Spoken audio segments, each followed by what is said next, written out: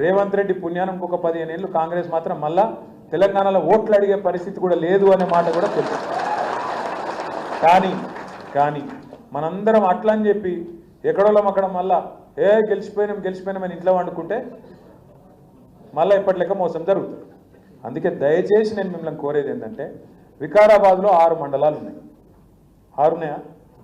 6 జెడ్పీటీసీలు 6 ఎంపీపీలు ఉన్నాయా? మరి ఎలక్షన్ ఇంకో 15 రోజుల్లో వస్తుందట. 10-15 రోజుల్లోనే ఎలక్షన్ డిక్లేర్ చేస్తారట.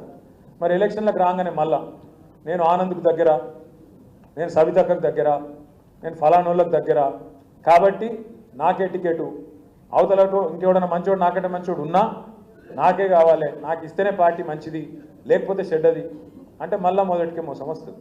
దయచేసి నేను మిమ్మల్ని కోరేది ఒకటి, 6 జెడ్పీటీసీ టికెట్లు ఉన్నాయి, 6 మందికి బీఫామ్ వస్తుంది. ఒక్కొక్క మండలంలో 10 మంది అడుగుతారు, బరాబర్ అడుగుతారు, హక్కు. కానీ నా పార్టీలో నేను పనిచేసినా గెలిచే అవకాశాలు ఉన్నప్పుడు తప్పకుండా నాకు రావాలి అని కోరుకుంటూ వాళ్ళు ఉంటారు. కానీ పార్టీ అన్నప్పుడు అన్నీ చూసుకోవాలి, బ్యాలెన్స్ చూసుకోవాలి. అందులో అన్ని కులాలు రావాలి, బీసీలు రావాలి, ఓసీలు రావాలి, అందరు రావాలి, ఎస్సీలు రావాలి, ఎస్టీలు రావాలి, అందరు రావాలి. కాబట్టి ఒక్కొక్కరికి అప్పుడప్పుడు టికెట్ రావచ్చు, రాకపోవచ్చు. 10 మంది అడిగితే ఒకరికి వచ్చింది కదా అని చెప్పి 9 మంది ముఠా కట్టి వాడిని ఓడగొడదాం రాబాయి, సరే ఫస్ట్ అయితే వాడిని కొడదామని చెప్పి మనోనే పొడిచిరనుకో ఇంకెళ్ళి మళ్ళీ ఏమవుతుంది, మళ్ళీ మెత్తుకోవాలని కథ అవుతుంది. పట్నం మహేందర్ రెడ్డి ఏం చేసిండో మళ్ళీ దానికి దీనికి తేడా ఏముంటుంది మరి. అందుకే దయచేసి నేను మిమ్మల్ని కోరేది ఏంటంటే ప్రజల్లో మనకు అనుకూలమైన వాతావరణం ఉంది. కేసీఆర్ గారు తిరిగి ముఖ్యమంత్రి కావాలి అనే కాంక్ష ప్రజల్లో బలంగా ఉన్నది. కాంగ్రెస్ వాళ్ళు ఎక్కడ దొరికితే అక్కడ గుద్దుదామన్నంత కోపం ఉన్నది. బీజేపీ మీద కూడా.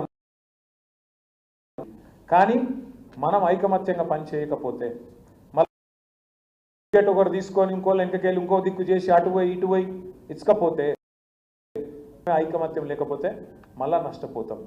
దయచేసి దండం పెట్టి చెప్పు, ప్రతిపక్షంలో ఐక్యత ఇంకా ముఖ్యం. అధికార పక్షంలో ఉన్నప్పుడు ముఖ్యమే, ఉన్నప్పుడు కొంత నడుస్తుంది. ఎందుకంటే అధికారం ఉంది కాబట్టి నీకు దోస్త్ అయిన కలిసినట్టు నటిస్తారు. కానీ ప్రతిపక్షంలో ఇప్పుడు ఇంకెక్కువ ఐక్యత ప్రదర్శన అవసరం ఉన్నది, గట్టిగా కొట్లాడాల్సిన అవసరం ఉంది. ఆనంద్ కూడా నేను రిక్వెస్ట్ చేస్తున్నా, మన పరిగిలో ఒక చిన్న తాండా, దాసేనాయక్ తాండా, చిన్న తాండా. నాకు తెలిసి మొత్తం జనాభా కూడా 500-600 ఉండరు, ఓట్లు 300-400 ఉంటాయేమో. అంబేద్కర్ బొమ్మ పెట్టిర్రు, మమ్మల్ని పిలిచిర్రు, పోయి మేము దండం పెట్టుకొని విగ్రహావిష్కరణ చేసి నేను సవితక్క ఆనంద్ భాయ్ అందరం పోయినాం, మహేష్ రెడ్డి అన్న అందరం పోయినాం. ప్రామిస్ చెప్తున్నా, ఆ చిన్న తాండాల 5-6 వేల మంది జమ అయింది. ఈడికెళ్ళాడికి ఊరేగింపు హంగామా, అది ఎలక్షన్ ప్రచారంలో ఇక్కడ ఉండే. నాకైతే నేను పరిచయం ఏంది ఇదంతా అంటే, మరి గట్లున్నది ఇవాళ ఏం చేయమంటావు, కాంగ్రెస్ మీద కోపం గంతున్నది, మన మీద ప్రేమ గంతుంది, అయ్యో పొరపాటు అయిపోయింది పోతే మా ఎమ్మెల్యే పోతారు అనుకున్నాం కానీ కేసీఆర్ పోతారు అనుకోలేదు, అంతేనా బాబా ఏమున్నారా దీనికి కూడా సపోర్ట్ కొట్టినట్టు నాకు అర్థమైంది.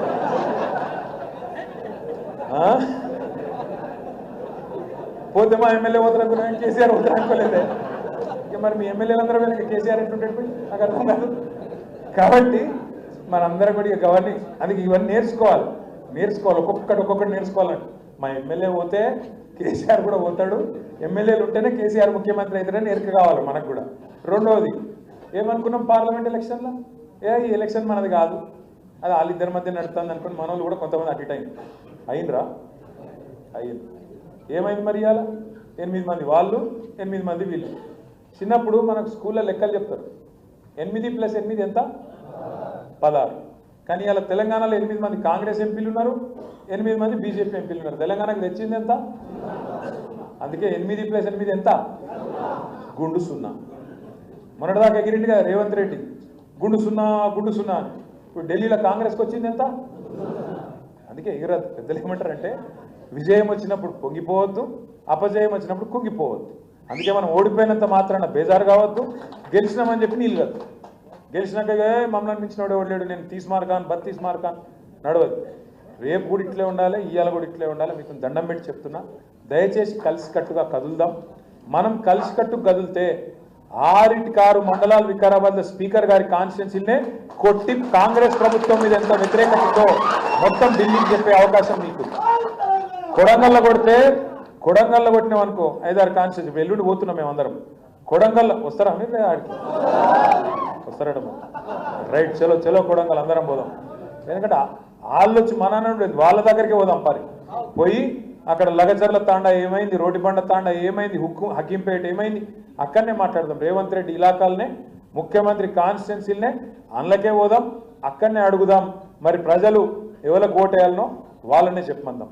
మిమ్మల్ని కూడా నేను కోరేది అంటే 6 మండలాలు ఉన్నాయి, ఒక మున్సిపాలిటీ. మీరు దయచేసి ఇంట గెలిచి రచ్చ గెలవాలి. మీ నాయకుడు, మీ ఇన్ఛార్జి జిల్లా పార్టీ ప్రెసిడెంట్, ఆయన తాండూరు తిరగాలి, పరిగి తిరగాలి, అక్కడ తిరగాలి, ఇక్కడ తిరగాలి. కానీ మీరు ఎక్కడోళ్ళు అక్కడ మీరు కనుక మండలాల వారీగా సమన్వయంతో పనిచేస్తే రేపు ఎంపీటీసీలు, సర్పంచులు, జెడ్పీటీసీలు, రేపు మనోడే జిల్లా పరిషత్ చైర్మన్ అయిననుకో, మళ్ళీ వికారాబాద్ జిల్లా పరిషత్ మీద మన జెండా ఎగిరింది అనుకో, తప్పకుండా రేవంత్ రెడ్డి ప్రభుత్వానికి స్పీకర్ గారికి చెక్ పెట్టినట్టు అవుతుందా కాదా? ఒక గది మన లక్ష్యం కావాలి.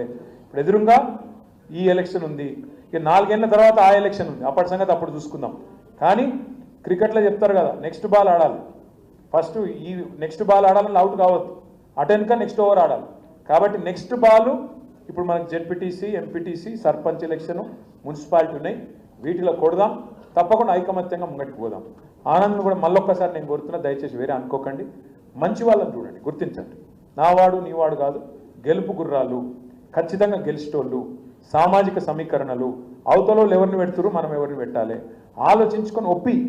ఎవరైనా నారాయణ అనుకో, 10 మందిని కూర్చోబెట్టి 10 మంది టికెట్ పెడితే ఒప్పించి అన్న నీకు ఇంకో పోస్ట్ ఇస్తా, రేపు గవర్నమెంట్ వచ్చినాక నామినేటెడ్ ఇస్తా, లేదా పార్టీ పదవి ఇస్తా అని చెప్పి ఒప్పించుకొని మెప్పించుకొని సీనియర్లను కూడా ముంగట కూర్చోబెట్టుకొని విశేషమైన అనుభవం కలిగిన వాళ్ళు ఉన్నారు ఆనంద్. మన పార్టీలో పెద్ద మనుషులు ఉన్నారు, ప్రతి మండలంలో ఉన్నారు. 30 ఏళ్ళకించి 40 ఏళ్ళకించి రాజకీయం చేస్తున్న వాళ్ళు ఉన్నారు. వాళ్ళని కూర్చోబెట్టుకో, వాళ్ళ సలహా తీసుకో. మనకే అన్ని తెలుసు అనుకుంటే కాదు, నాకు కూడా అన్ని తెలియదు, నీకు కూడా తెలియదు, అక్కకు కూడా తెలియదు, ఎవరికి తెలియదు. ఎందుకంటే ఒక్కొక్క ఊళ్ళో ఒక్కొక్క పరిస్థితి ఉంటుంది, ఒక్కో మండలంలో పరిస్థితి అలాగ ఉంటుంది.